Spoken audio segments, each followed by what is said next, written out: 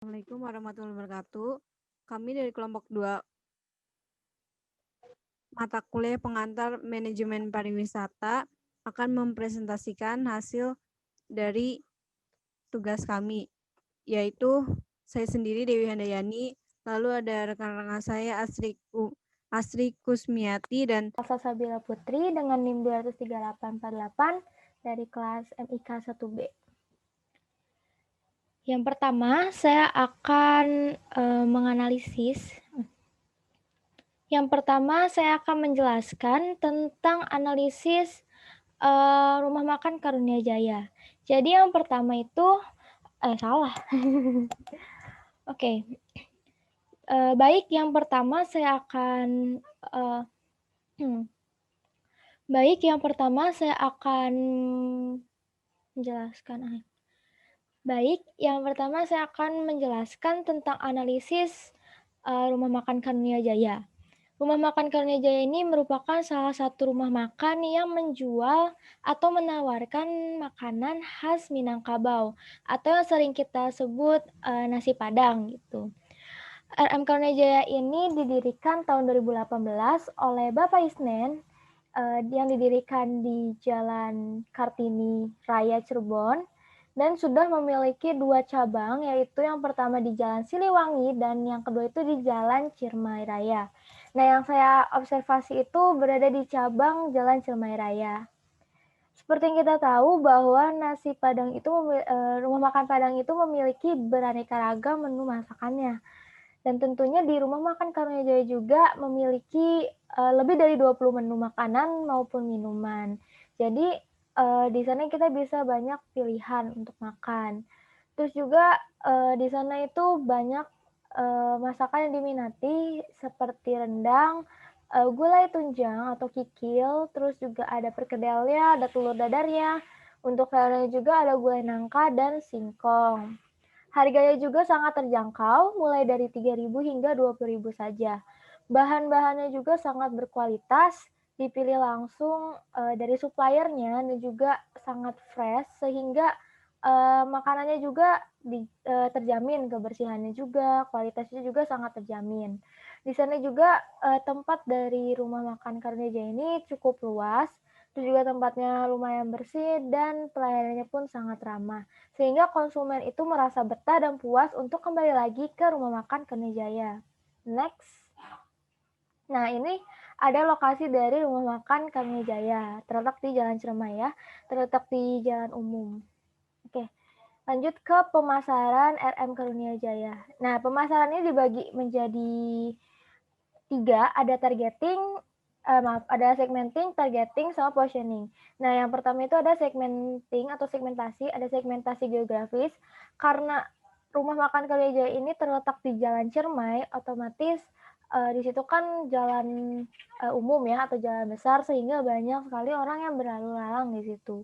Nah, segmentasi di situ khusus untuk masyarakat atau orang-orang sekitar daerah Perum atau Jalan Ciremai. Tapi karena sekarang RM Karunia Jaya ini sudah bekerja sama dengan Gojek atau Grab, jadi siapapun yang bukan tinggal di sekitar Jalan Ciremai aja, tapi siapapun yang ada di Kota Cirebon bisa memesan melalui Gojek itu. Jadi segmentasi geografinya itu nggak terbatas ya, siapapun bisa beli di situ. Terus ada segmentasi demografi. Nah, semua kalangan, baik kalangan atas maupun kalangan bawah bisa menikmati atau membeli masakan di RM Karunia Jaya karena yang pertama harganya itu sangat terjangkau sehingga cocok untuk siapapun untuk makan di sana atau beli di sana. Maupun itu anak sekolah atau anak kuliahan, terus juga rumah tangga atau pegawai juga bisa di situ karena banyak juga pegawai yang datang di siang hari di jam makan siang untuk makan di RM Karunia Jaya. Terus ada segmentasi psikografi. Seperti yang kita tahu nih bahwa rumah makan Padang itu ciri khasnya adalah makanannya sangat pedas. Makanannya pedas, bersantan dan berkuah gitu. Jadi cocok sekali untuk para pecinta pedas atau yang suka makanan pedas itu untuk makan di RM Karunia Jaya. Terus juga untuk para pecinta kuliner tentunya karena para pecinta kuliner tuh ingin mencoba makanan khas daerah lainnya. Kayak mau mencoba daerah Padang, mereka nggak usah jauh-jauh gitu pergi ke Padang untuk makan nasi Padang. Jadi bisa dinikmati untuk pergi ke RM Karunijaya. Next, yang kedua ada targeting. Targetnya itu uh, karena masakan Padang itu sudah banyak peminatnya, jadi mungkin semua orang juga bisa ya jadi target gitu. Mulai dari kalangan atas, kalangan bawah, anak sekolah, anak kuliahan, ibu rumah tangga juga bisa, keluarga, pegawai, pokoknya semua siapapun bisa gitu, untuk dijadikan target dari rumah makan Karunijaya. Terus yang ketiga itu ada positioning. Nah, RM Karunijaya ini sebenarnya menghadirkan cita rasa atau resep dari masakan Padang yang sudah diadaptasikan oleh Bapak Isnen gitu. Jadi karena RM Karunijaya ini kan terletak di di Pulau Jawa ya, khususnya di Kota Cirebon, sehingga Pak Isnen ini mengadaptasikan rasanya biar cocok untuk selera masyarakat di Pulau Jawa gitu. Karena masakan Padang sendiri itu notabene-nya pedas ya, sangat pedas gitu. Sehingga untuk orang-orang yang berada di luar berada di Jawa itu nggak terlalu cocok gitu ya untuk yang pedasnya di atas itu hanya beberapa orang saja gitu. Terus di sana juga memiliki harga yang sangat terjangkau dengan pelayanannya yang gak beda jauh sama restoran Padang yang memiliki harga lumayan mahal gitu. Terus juga di RM Karunijaya ini sangat bersih. Karena waktu saya datang ke sana, setiap meja itu sudah disterilkan dan juga untuk alat makannya hanya terdapat satu pasang sendok dan garpu dan itu juga sudah ditutupi oleh tisu dan plastik gitu. Habis makan juga konsumen habis makan mejanya langsung disterilkan lagi. Jadi sangat terjaga ya, apalagi di keadaan COVID-19 ini. Next, nah di sini ada pemasarannya seperti yang tadi udah tahu ya. Pemasaran itu mereka melakukan strategi promosi, melakukan promosi dan bekerja sama dengan Gojek gitu. Next, strategi promosi. Yang pertama itu membuat brosur. Jadi di awal pembukaannya itu mereka membuat brosur yang isinya itu menu dan harganya dari menu masakan ditawarkan dari RM Karunijaya gitu. Sehingga bisa menarik para pembeli gitu. Kan pembeli butuh informasi gitu, apa aja yang dijual di sana, berapa harganya. Jadi itu bisa membantu konsumen untuk berkunjung ke RM Karunijaya. Terus yang kedua ada electronic word of mouth. Nah ini sudah banyak digunakan hampir seluruh bisnis kuliner. Karena electronic word of mouth ini memiliki banyak keuntungan gitu ya. Jadi dengan meningkatkan kualitas cita rasa atau pelayanan dari rumah makan Karunijaya, maka akan membuat konsumen itu merasa puas dan ingin mengulas atau mereview rumah makan Karunijaya itu di sosial media mereka gitu. Jadi konsepnya sama kayak word of mouth gitu, dari mulut ke mulut. Cuma karena sekarang udah teknologi sudah canggih, jadi melalui media sosial. Nah, konsumen itu sendiri dijadikan promotor yang tanpa ada biaya gitu, secara gratis. Jadi ini kan bisa mengurangi cost-nya sendiri gitu. Terus yang ketiga memberikan diskon opening. Nah ini udah sangat-sangat biasa ya. Mereka itu memberikan diskon harga, menurunkan harga gitu ya pada saat pembukaan agar orang-orang tuh tahu dulu cita rasa pelayanannya dari RM Karunijaya. Baru kalau konsumen sudah tertarik dan sudah puas, pasti bakal kembali lagi ke RM Karunijaya tanpa melihat harganya gitu. Terus keempat, yang terakhir itu adalah aktif di sosial media. RM Karunijaya ini memiliki Facebook dan Instagram untuk mempromosikan menu-menu mereka. Mereka juga menawarkan adanya catering atau pesanan dalam jumlah banyak melalui Facebook dan Instagram. Dan juga adanya WhatsApp untuk menerima pesanan gitu. Jadi mereka nggak mau mencampur antara promosi, jadi untuk pemesanan khusus via WA saja. Next, kebijakan harga. Kebijakan harga ini biasa ditetapkan oleh ownernya ya, dengan beberapa pertimbangan seperti biaya produksi, biaya bahan baku, dan juga pertimbangan harga dari pesaing gitu ya, dari rumah makan pesaing. Dia harganya juga nggak terlalu jauh.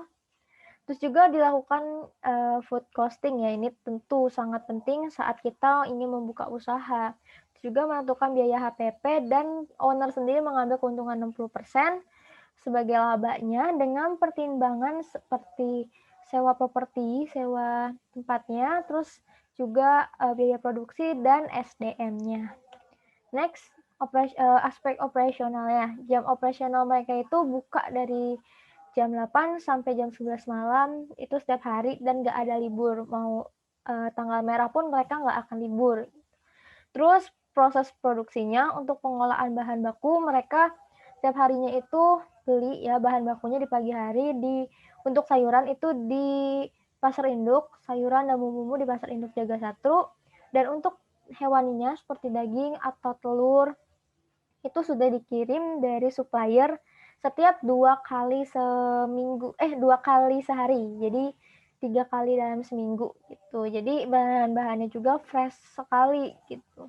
Terus persiapan kebutuhan yang diperlukan yaitu mereka menyiapkan masakannya, terus juga menyiapkan alat makan untuk para konsumen, juga menyusun kan biasanya di rumah Padang itu kan piring-piring itu kan disusun ya membentuk piramid. Jadi mereka itu persiapannya. Terus kedatangan konsumen, mereka itu fleksibel. Konsumen mau minta makanan itu ditaruh di meja seperti masakan Padang lainnya, gitu bisa di meja konsumennya langsung, atau konsumen memesan langsung di displaynya gitu. Terus untuk penyajian pesanan setelah request, terus setelah pesan konsumen langsung dibikinkan, terus langsung disajikan ke konsumen. Peralatan yang digunakan di sini ada peralatan produksinya, ada kompor, tabung gas, panci, wajan, dan lain-lainnya. Terus juga sajinya itu ada piring, mangkok, gelas, sendok, garpu, dan capitan. Next. Terus di sini ada bahan baku produksinya. Ada nangka muda, kacang panjang, kembang kol itu untuk gulainya ya, untuk sayuran. Terus daging-dagingnya itu ada daging sapi, telur bebek, ikan kembung, daging ayam, paru, dan lain-lain.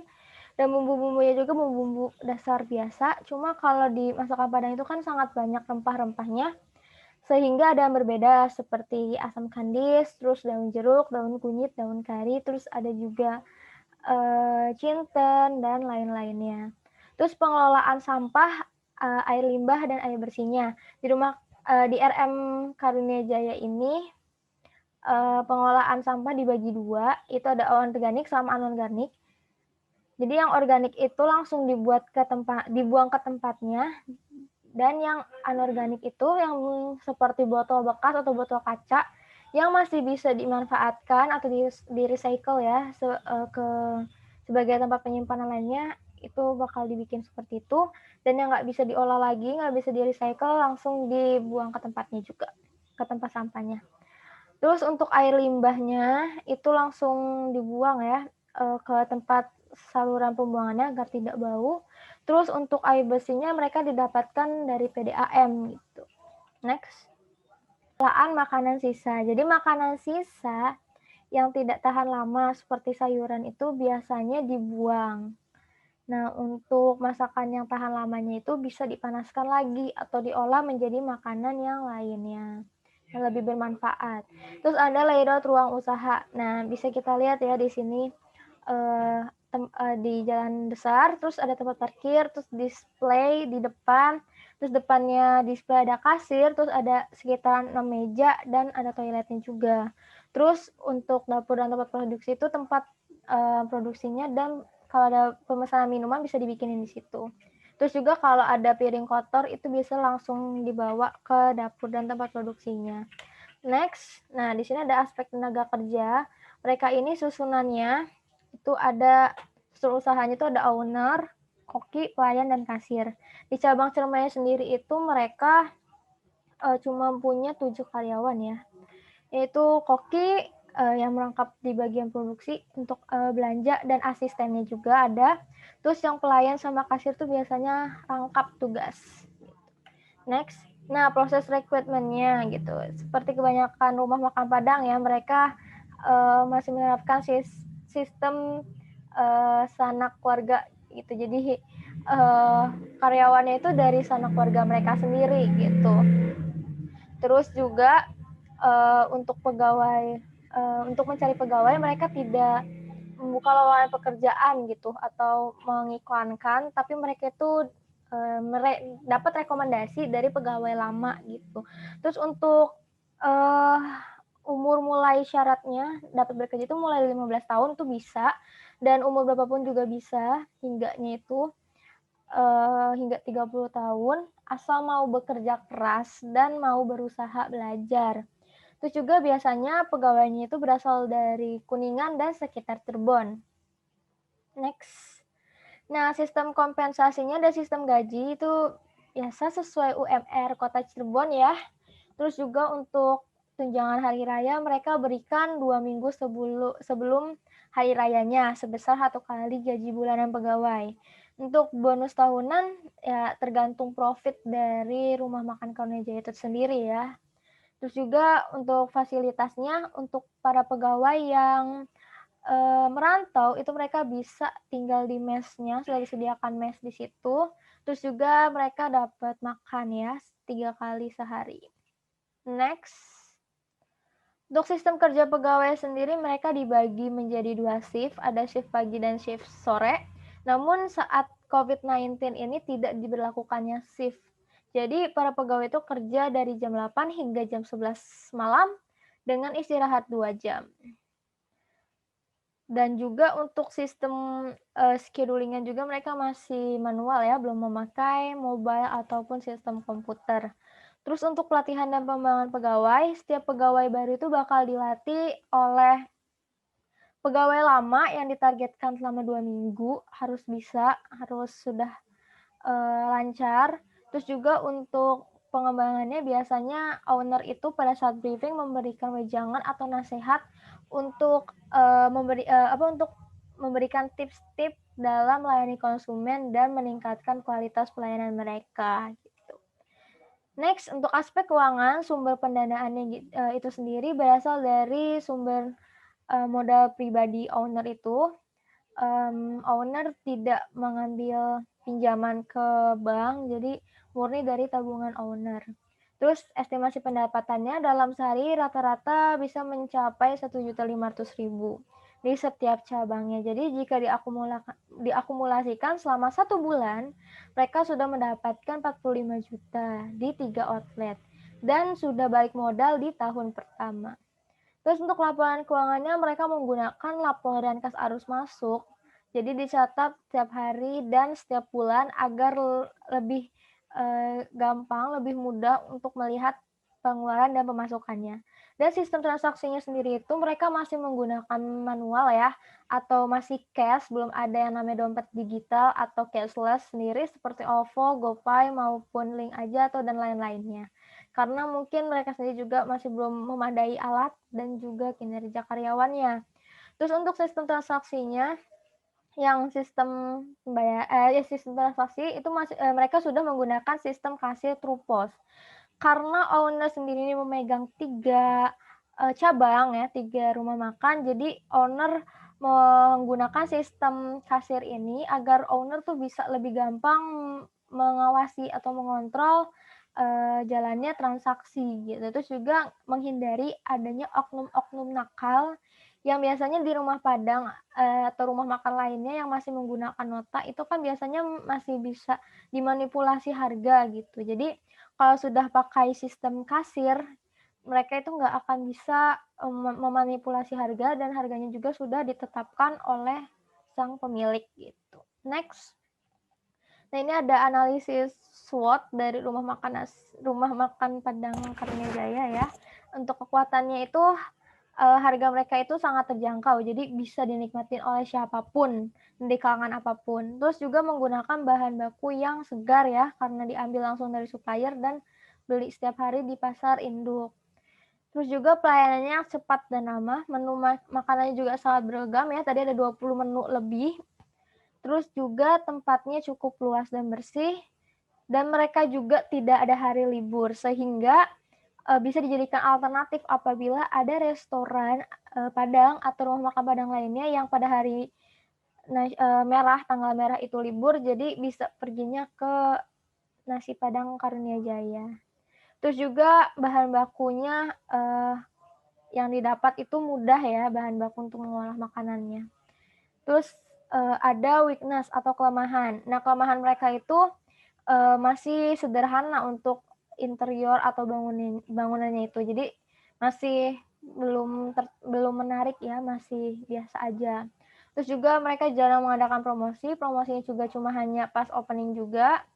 Terus juga, mereka itu memiliki, tempat parkir yang kecil sehingga, untuk mobil itu masih belum bisa parkir di situ, gitu. Terus juga intensitas pengunjung belum stabil, apalagi kan lagi COVID-19 ya, jadi pembeli itu kadang nggak tentu.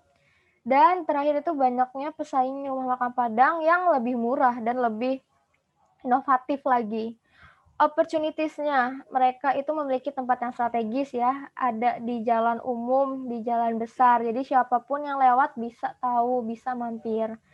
Terus semua kalangan juga kan udah tahu nasi Padang tuh sudah terkenal, jadi nggak merasa asing. Terus adanya promosi di media sosial, terus juga bekerja sama ojek online. Ancamannya sendiri, treatnya, karena mereka itu bukan rumah sendiri dan nyewa, ya pastinya harga sewa tempatnya itu mahal. Harga bahan bakunya itu kadang nggak menentu, kadang meningkat, kadang turun, jadi untuk menetapkan harga jualnya juga masih belum tetap ya, jadi masih bingung, masih merugi kalau lagi naik. Terus juga banyak rumah makan Padang lain yang bermunculan, yang lebih murah dan inovatif. Terus juga karena adanya COVID-19 ini jadi sangat berdampak sekali dengan, eee, intensitas pembelinya gitu. Sebenarnya bukan rumah makan, RM Karunia Jaya, bukan rumah makan Karunia Jaya aja yang mengalami dampak itu, tapi seluruh bisnis kuliner juga sedang menghadapi itu. Ya, gitu. Profil warung nasi Kokom yang akan dijelaskan oleh Asri. Kepada Asri dipersilakan.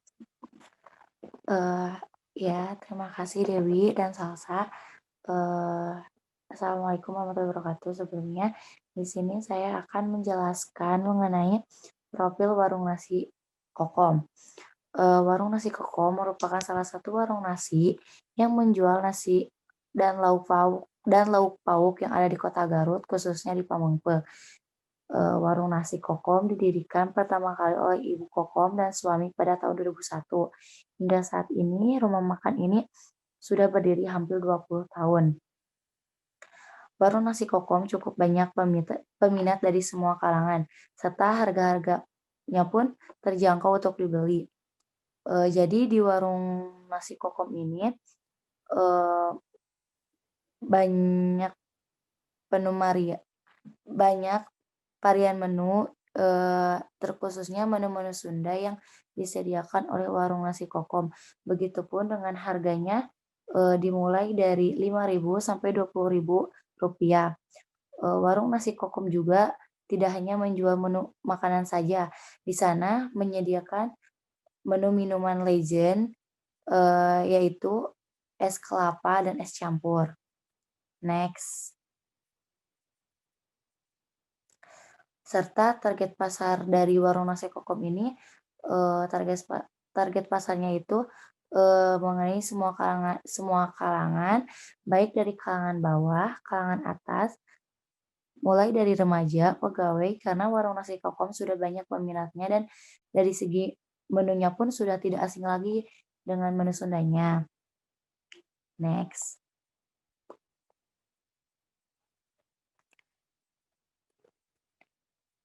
Dalam pemasaran pun ada segmen geografisnya, segmen demografis, dan segmen psikografis. Di mana kalau segmen geografis itu dilihat dari lokasi usahanya, warung nasi Kokom ada di seberang jalan dan di sana juga banyak yang bekerja buruh panggul yang suka makan, serta tamu pendatang juga banyak sekali yang mampir ke Warnas Kokom ini. Selanjutnya ada segmen demografis, yaitu di mana warung nasi kokom dapat dinikmati oleh siapapun, baik kalangan bawah, atas, remaja, pegawai, ataupun orang yang sedang istirahat di jalan, atau bisa juga tamu pendatang. Selanjutnya ada segmen fisikografis, yaitu di mana menu masakan di warung nasi kokom lebih ke kuliner atau ke masakan Sunda karena sangat cocok dengan lidah masyarakat setempat. Dan di sini juga selain menu makanan, menyediakan pecinta minuman seperti es kelapa muda dan es campur. Serta Warnas Kokom juga menjual menu tersebut karena cocok dengan sayuran karena menjual berbagai macam menu masakan sayuran. Selanjutnya,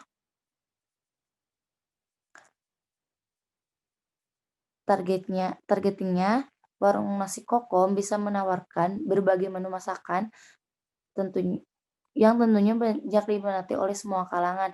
Jadi warung nasi kokom menawarkan berbagai menunya ke semua kalangan, baik kalangan remaja, pegawai, pendatang maupun keluarga, dengan harga yang terjangkau. Positioning-nya, Warnas Kokom menyajikan menu masakan lebih ke kuliner Sunda, diadaptasikan dengan lidah masyarakat setempat. Begitupun dengan harga menu makanan yang sangat terjangkau oleh semua kalangan. Serta Warnas Kokom ini tempatnya tidak jauh dari kerapihan, sangat nyaman, mulai dari tata ruangnya yang begitu rapi, nyaman, bersih, dan serta ketika ada yang makan, piringnya pun dielap terlebih dahulu, dan meja makannya pun disterilkan oleh pembersih agar terlihat bersih ketika ada konsumen yang makan. Itu termasuk kepada keunggulan untuk Warnas Kokom. Selanjutnya, pemesanan di Warnas Kokom juga melakukan pemesanan yang melakukan promosi, yaitu promosinya berupa diskon di hari Jumat gitu. Terus ada banner yang dipasangkan di depan Warnas Kokom untuk mempromosikan agar dapat dilihat oleh semua orang. Terus adanya pemesanan catering untuk mempermudah pemesanan yang lagi ada acara, seperti ada acara hajatan, sunatan, dan yang lainnya.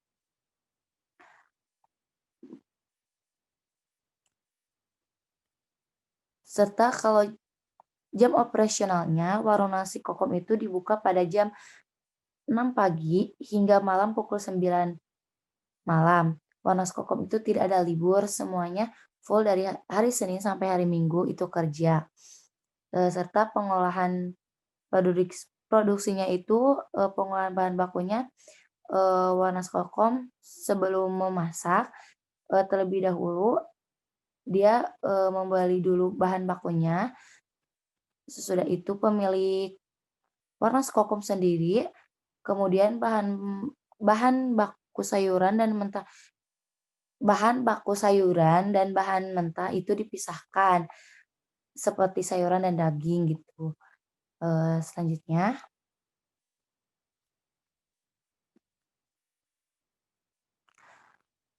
persiapan kebutuhan yang dibutuhkan.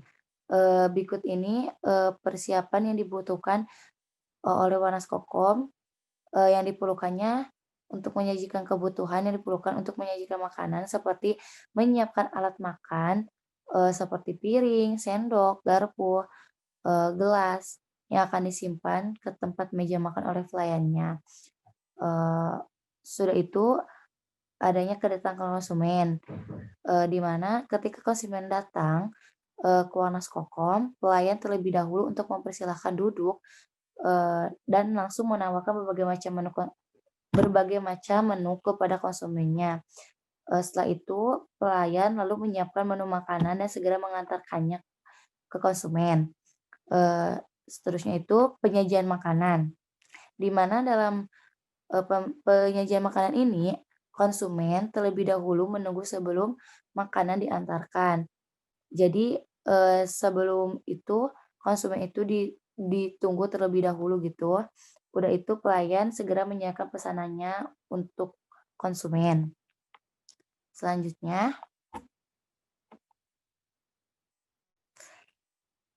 di Warnas Kokom juga memiliki peralatan produksi, di mana yang digunakannya itu adalah kompor, panci, wajan, spatula, talenan, pisau cobek, dan teko. Di mana kompor itu digunakan untuk bahan utama untuk memasak. Panci bisa jadi untuk merebus semua bahan makanan. Wajan juga sama. Spatula untuk mempermudah membolak-balikan makanan. Talenan juga bisa untuk memotong. Pisau juga sama. Cobek digunakan untuk menghaluskan semua bumbu, dan teko untuk mewadahi minuman. Peralatan sajinya ada piring, gelas, sendok, dan garpu. Juga bahan baku produksinya yang dari sayuran ada mentimun, terong, selada, bokor. Kalau hewani ada ayam dan ikan. Serta bumbunya ada bawang putih, bawang merah, cabai, kemangi, daun salam, serai, kunyit, dan penyedap rasa. Itulah semua produksi yang ada di Warnas Kokom. Selanjutnya, nah di sini juga ada pengelolaan sampah air, limbah, dan air bersih. Di mana di Warnas Kokom ini ada dibagi dua dalam pengelolaan sampahnya. Ada sampah organik dan non-organik. Di mana di Warnas Kokom juga menyediakan tempat sampah organik dan organik agar lebih mudah dan dalam pembuangannya. Kalau sampah organik suka dibakar atau diambil oleh petugas sampah. Jika sampah non-organik suka dijual. Dan untuk pengelolaan air limbahnya juga langsung disalurkan ke sungai terdekat. Warnas Kokom juga mengambil airnya langsung dari sumber airnya, yaitu jet pump. Selanjutnya, pengelolaan makanan sisa, di mana pengelolaan sisa ini kalau untuk makanan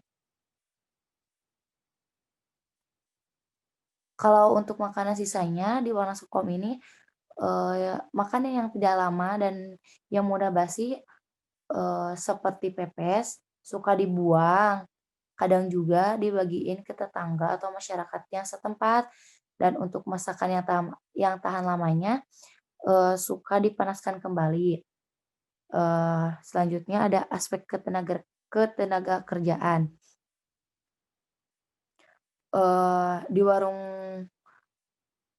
Di Warnas Kokom ini tidak memiliki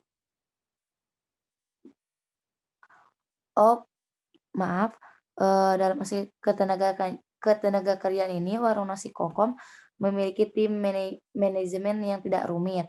Di antaranya ada owner, di mana owner ini pekerjaannya itu rangkap, jadi bisa kemampuannya itu memiliki kemampuan lainnya.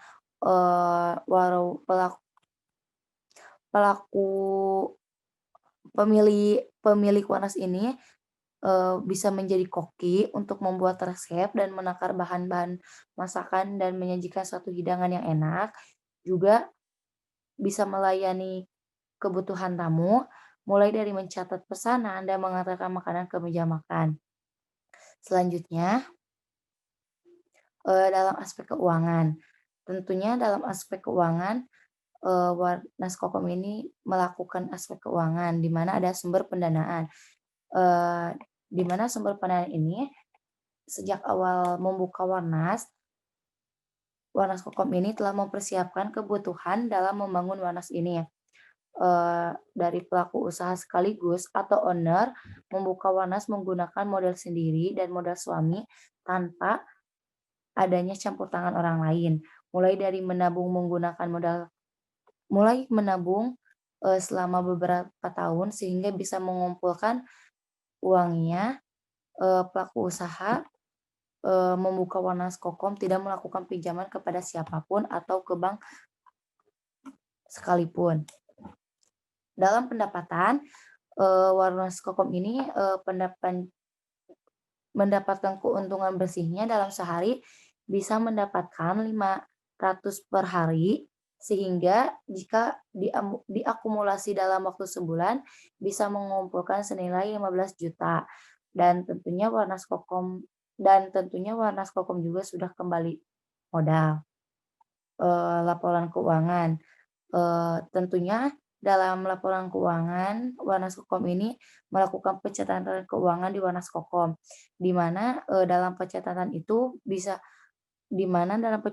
melakukan pencatatannya harian dan bulanan agar lebih mudah untuk mengetahui jumlah pendapatan baik pengeluaran atau pemasukan. Dalam sistem transaksi, Warnas Kokom melakukan pembayarannya masih menggunakan sistem manual, yaitu seperti uang tunai. Dan Warnas Kokom juga tidak menggunakan mesin transaksi seperti ECD dan cashless atau seperti OPPO, GoPay, dan lainnya karena fasilitas di Warnas Kokom ini belum memadai.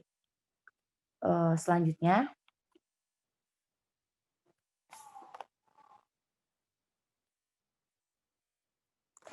nah di sini juga ada analisis SWOT rumah makan Kokom, di mana ada strength yaitu kekuatan. Jadi kekuatannya itu di Warnas Kokom ini sangat efektif dengan mempromosikan lewat media cetak seperti banner, sehingga setiap masyarakat bisa melihat menu-menu yang tersedia dan mengenali Warnas Kokom tersebut. Warnas Kokom selalu berinovasi dalam menjanjikan makanan, selalu menghidangkan makanan yang selalu enak bagi konsumennya, serta harga menunya yang ditawarkan sangat terjangkau untuk dibeli oleh semua kalangan. Dalam lahan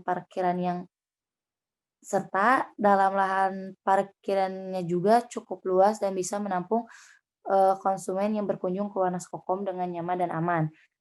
Dalam bahan baku pun menggunakan bahan baku yang bersih dan segar untuk dijadikan menu masakan. Udah itu ada weakness, yaitu kelemahan, di mana kelemahan di warung nasi Kokom itu adanya kurangnya pemasaran di seluruh daerah Garut terutamanya, dan kurangnya fasilitas Warnas yang tidak mendukung seperti kayak itu dia yang kembali ke yang transaksi keuangan sama kurangnya ketenaga kerjaan, dan semuanya dilakukan serba sendiri.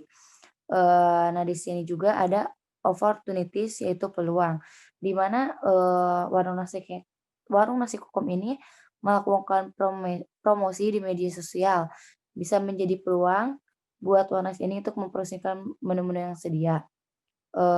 Dan juga lokasi tempat yang sangat strategis di pinggir jalan sehingga banyak orang yang mampir untuk makan di Warnas Kokom. Yang keempat ada threat, yaitu ancaman, di mana di warung nasi Kokom ini mengalami kenaikan dalam bahan baku. Dan yang kedua, melemahnya daya beli konsumen dikarenakan adanya pesaing yang memiliki fasilitas yang memadai, seperti adanya restoran, kafe yang menawarkan makanan-makanan kekinian sehingga kurangnya peminat ke Warnas ini. Yang terakhirnya adanya pandemi COVID-19 yang mengakibatkan penurunan dalam omset. Dan pandemi juga bisa mengakibatkan dan kerugian yang sangat besar kepada warung nasi Kokom. Selanjutnya,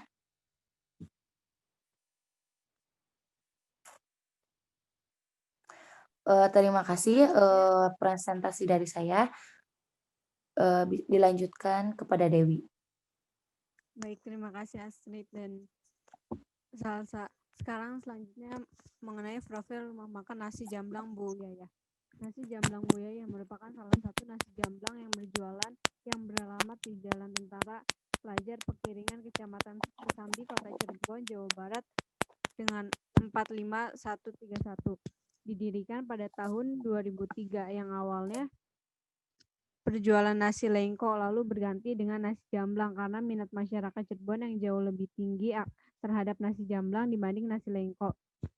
Nasi jamblang Bu Yaya ini melakukan semuanya dengan sendiri, mulai dari mengelola, memproduksi, berbelanja, dan berjualan.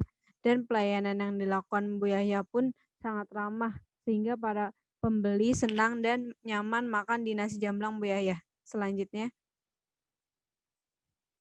aspek pemasaran, yaitu semua kalangan manusia. Jadi nasi jamblang Bu Yaya ini bisa dikonsumsi oleh semua kalangan usia.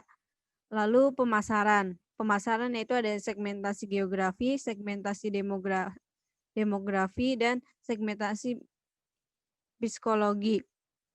Yaitu segmentasi geologis pemasarannya yaitu seperti nasi jamblang Bu Yaya ini melihat dari aspek strategi penjualannya. Lalu segmentasi demografisnya yaitu peluang dari nasi jamblang yaitu bisa dikonsumsi oleh semua kalangan usia. Dan segmentasi psikografinya yaitu nasi jamblang Bu Yaya ini merupakan salah satu makanan ciri khas Kota Cirebon yang sangat minatnya lumayan begitu besar oleh warga Kota Cirebonnya sendiri. Selanjutnya,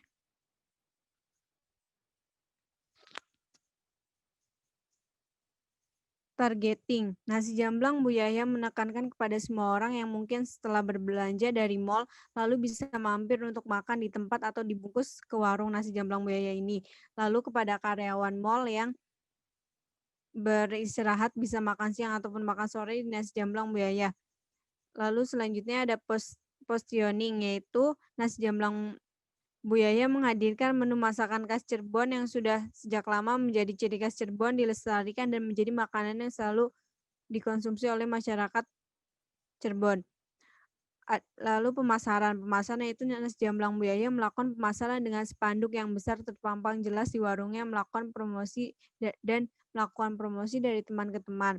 Strategi promosi yang dilakukan nasi jamblang Bu Yaya ini yaitu memasang spanduk yang sangat besar di depan tempat Bu Yaya berjualan dan melakukan word of mouth. Jadi word of mouth ini yaitu merupakan suatu strategi promosi yang dimana jadi dari mulut ke mulut, seperti misalnya ada pembeli yang bilang bahwa nasi jamblang Bu Yaya ini enak, lalu dia memberitahu kepada orang-orang lainnya.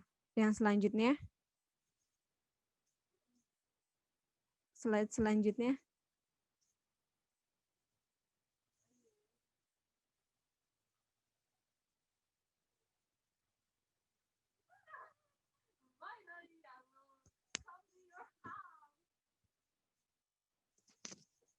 Aspek operasional. Jam operasional nasi jamblang Bu Yaya ini setiap hari dari Senin sampai Minggu mulai dari jam 10 pagi hingga 10 malam. Lalu proses produksinya yaitu pengelolaan bahan baku dagangan seperti tempe, tahu, telur, daging, sayur, dan rempah-rempah dibeli oleh Bu Yaya dari subuh hari, lalu dan siang harinya sudah siap persiapan kebutuhan yang diperlukan, menyiapkan daun jati untuk konsumen memakan nasi. Jadi nasi jamblang ini menggunakan daun jati untuk dikonsumsinya. Lalu ada stainless sebagai alat-alat untuk menghidangkan menu displaynya. Terus kedatangan konsumen. Ketika konsumen datang, Bu Yaya akan mempersilahkan duduk dan langsung bertanya mengenai menu apa saja yang akan dipesan oleh konsumennya. Sesuai dengan apa yang jadi keinginan konsumen, hingga konsumen ingin memesan menu nasi jamblang apa saja yang dia inginkan dan minum apa saja yang diinginkan. Slide selanjutnya.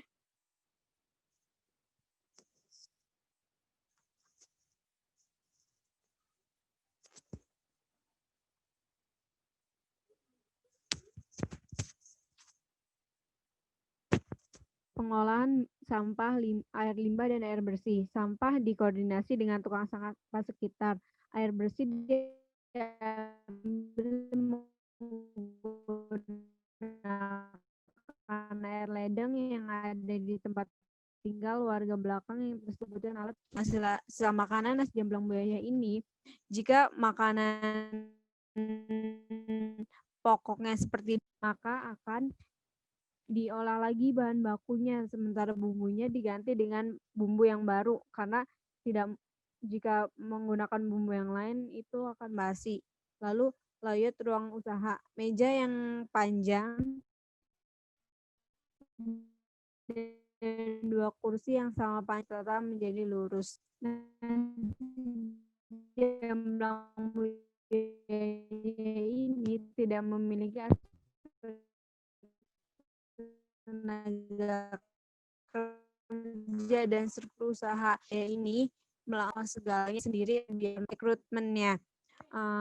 Jikapun Bu Yaya membutuhkan karyawan, maka ia tidak mematokkan usia maupun sekolah terakhirnya dia nyampe mana. Itu yang penting karyawan tersebut bisa bertanggung jawab, bisa mencuci piring, dan sudah siap untuk bekerja. Slide selanjutnya.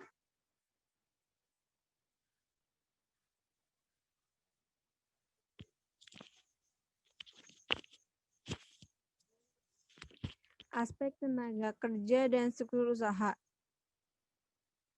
Slide selanjutnya, itu dia udah.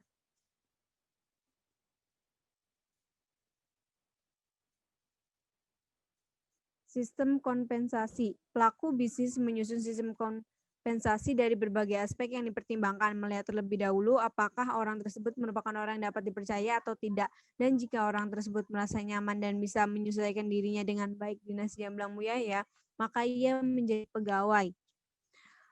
Lalu Bu Yaya selaku pemilik usaha menetapkan kompensasi kepada pegawainya berupa sistem gaji, tunjangan hari raya, bonus, dan fasilitas. Sistem kerja pegawai. Pegawai bekerja dimulai dari jam 10 pagi hingga 10 menit 2 kali. Jadi di nasi jamblang Bu Yaya sendiri kan jika memang tidak ada pembeli, pegawai diperbolehkan untuk beristirahat. Aspek keuangan. Yang A yaitu sumber pendanaan. Sumber dana yang Ibu Yaya dapatkan adalah dari hasil beliau menabung. Lalu uang tabungannya beliau gunakan untuk modal dagangnya, dan kekurangan modal lainnya Ibu Yaya hutang ke Bank BRI yang nominalnya tidak Bu Yaya sebutkan. Lalu yang B, estimasi pendapatan. Penghasilan warung nasi jamblang Bu Yaya ini setiap harinya mendapatkan omset 500 pada masa pandemi sekarang ini. Jika di sebelumnya di masa pandemi lebih dari 500.000. Lalu yang C, laporan keuangan. Laporan keuangan dilakukan dengan sistem manual setiap hari. Yang Bu Yaya catat yaitu pengeluaran dan pemasukan dan laba pada setiap malam hari setelah Bu Yaya selesai berjualan. Lalu yang D, sistem transaksi. Sistem transaksi yang digunakan masih manual, tidak menggunakan ATM maupun teknologi transaksi modern lainnya. Slide selanjutnya.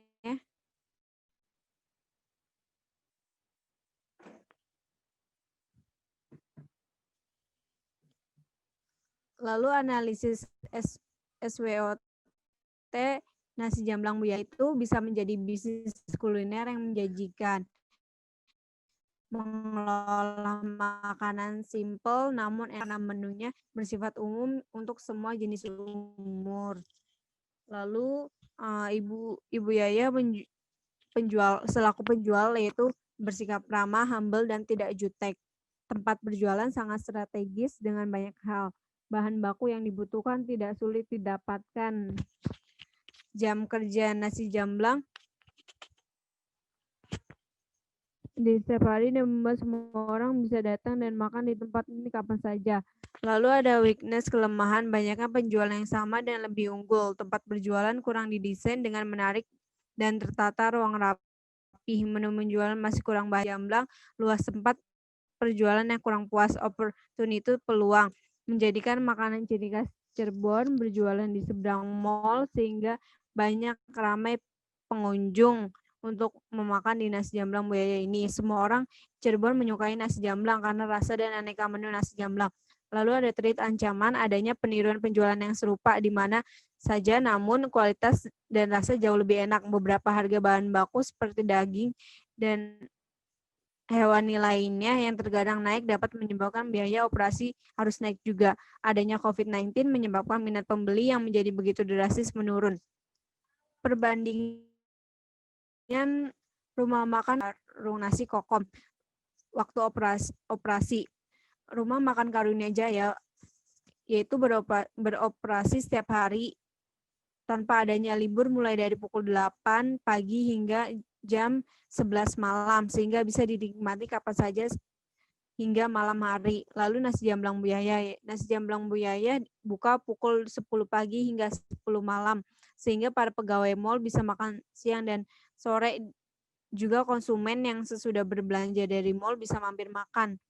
Lalu Warung Nasi Kokom beroperasi di setiap hari tanpa adanya hari libur, buka mulai pukul 6 pagi hingga 9 pagi. Slide selanjutnya. Strategi promosi, yaitu Rumah Makan Karunia Jaya menggunakan strategi promosi pembuatan brosur, electronic word of mouth, memberikan diskon opening, aktif di sosial media. Nasi Jamblang Bu Yaya yaitu meningkatkan kualitas makanan dan pelayanan, word of mouth. Nasi Jamblang Kokom membuat banner, memberikan diskon harga setiap hari Jumat. Cara penyajiannya dari RM Karunia Jaya yang notabene-nya itu rumah makan Padang, itu biasanya sudah kalian tahu ya, kalian sudah tahu gitu. Penyajiannya itu bisa ditaruh semua makanannya di meja konsumen, terus konsumen ngambil satu gitu ya, atau melalui display juga bisa. Untuk nasi jamblang Bu Yaya ini biasanya di nasi jamblang ini sudah disediakan di meja yang besar gitu, jadi lauknya sudah tertata dengan rapi, jadi konsumen tinggal bisa ngambil sendiri atau bisa minta diambilkan juga bisa gitu. Jadi bentuknya itu dalam seperti prasmanan. Dan juga untuk di warung nasi jamblang itu mereka memakai daun jati. Jadi piringnya itu dialasi oleh daun jati dan itu bikin si nasinya itu menjadi harum. Terus untuk warung nasi Kokom, seperti biasa konsumen memesan menu masakan terus langsung dibuatkan dan disiapkan oleh pemiliknya. Di sini juga ada perbandingan dalam pengelolaan makanan. Dalam pengelolaan makanan Rumah Makan Karunia Jaya, yaitu pengelolaannya untuk makanan yang mudah basi seperti sayuran biasanya dibuang, dan untuk masakan yang tahan lama seperti daging biasanya diolah kembali menjadi masakan lain atau dipanaskan kembali. Nasi Jamblang Bu Yaya, pengolahan makanannya itu kalau makanan sisa yang tidak habis akan diolah kembali karena masih bisa terpakai. Seperti contohnya semur daging sapi, semur lipan sapi, semur ati sapi, semur ayam, semur ati ayam, semur ampela, dan yang lainnya. Serta bahan bakunya masih bisa dipakai, hanya saja bumbunya diganti dengan bumbu yang baru. Dan apabila terdapat makanan sisa yang memang sudah tidak layak dimakan, dan juga ada warung nasi Kokom, di mana dalam pengelolaan makanan di warung nasi Kokom ini untuk makanan yang cepat basi yang seperti pepes biasanya dibagikan ke tetangga atau masyarakat setempat, atau juga dibuang serta kalau makanan yang tahan lama akan dipanaskan kembali. Mengurangi limbah sampah ya, di sini ada zero waste. Itu kita membuat yang namanya Piralin atau piring ramah lingkungan. Jadi Piralin ini sendiri berbahan dasar gelatin. Kan biasanya gelatin itu terbuat dari tulang sapi atau banyaknya tulang babi. Nah, karena ini sangat dipermasalahkan gitu ya, dengan diperdebatkan dengan umat Islam maupun umat Hindu, maka dari itu tulang kaki kambing bisa dijadikan alternatif untuk pembuatan gelatin sendiri gitu. Terus Piralin ini sangat ramah lingkungan, jadi kalian pasti sudah tahu ya kalau plastik itu menyumbang banyak pencemaran lingkungan. Jadi kita menggunakan gelatin ya yang memiliki serat banyak dan mudah hancur juga untuk dijadikan alat makan gitu. Nah, visinya sendiri kita menjadikan perusahaan yang dapat mengembangkan produk yang ramah lingkungan. Yang pertama itu ramah lingkungan dan juga ikut mendukung program tujuan pengembangan berkelanjutan atau SDGs ya. Misinya itu mengganti penggunaan piring plastik dengan Piralin agar ramah lingkungan, dan juga menjadikan produk Piralin menjadi daya tarik semua orang. Jadi kita mengajak orang-orang untuk melestarikan lingkungan gitu. Jadi menggunakan Piralin.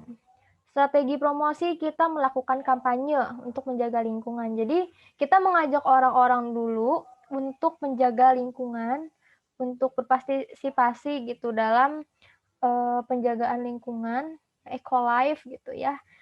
Nah, dengan itu orang-orang akan sudah terbiasa dan mengganti penggunaan piring plastik gitu ya untuk mengurangi plastik dengan Piralin itu sendiri. Terus aktif di sosial media, kita membuat konten-konten pengetahuan gitu tentang bahayanya pencemaran lingkungan atau pokoknya pengetahuan-pengetahuan yang bisa membangun motivasi masyarakat untuk menjaga lingkungan dan mengurangi sampah plastik atau limbah plastik.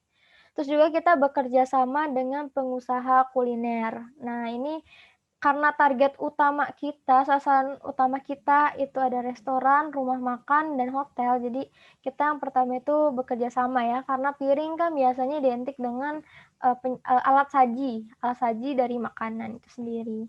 Terus sasaran usahanya tadi bisnis kuliner ya, pengusaha kuliner seperti restoran, rumah makan, dan hotel, dan juga rumah tangga karena biasanya juga kita di rumah kan banyaknya pakai piring plastik ya, lebih simpel gitu. Jadi kita menargetkan ibu-ibu rumah tangga untuk mengganti piring plastik mereka menjadi Piralin gitu. Karena Piralin sendiri ini dapat mengurangi limbah plastik.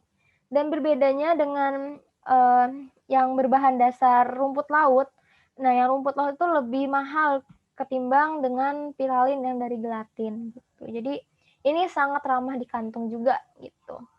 Untuk tenaga kerja kita memberdayakan masyarakat sekitar tempat perusahaan dibuka dan juga untuk mengurangi tingkat pengangguran karena kita di sini banyak banyak memakai tenaga kerja gitu ya. Terus ini di sini ada contoh gambaran produknya. Ini kan gelas. Sebenarnya produk kita bisa berkembang dengan produk gelas, cuma kita diutamakan dengan piring dulu karena piring emang utamanya kita makan ya. Jadi Piralin, piring ramah lingkungan. Ayo ganti piring kalian dengan piring gelatin yang lebih ramah.